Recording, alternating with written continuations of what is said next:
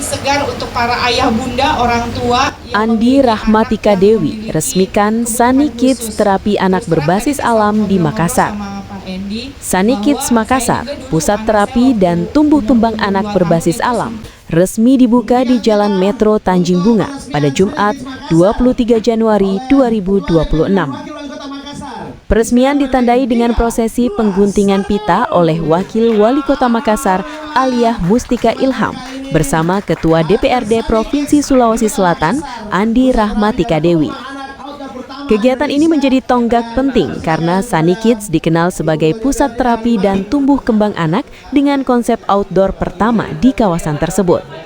Wakil Wali Kota Makassar, Aliyah Mustika Ilham, menyampaikan apresiasi atas hadirnya layanan terapi yang dinilai membawa pendekatan baru dalam mendukung anak berkebutuhan.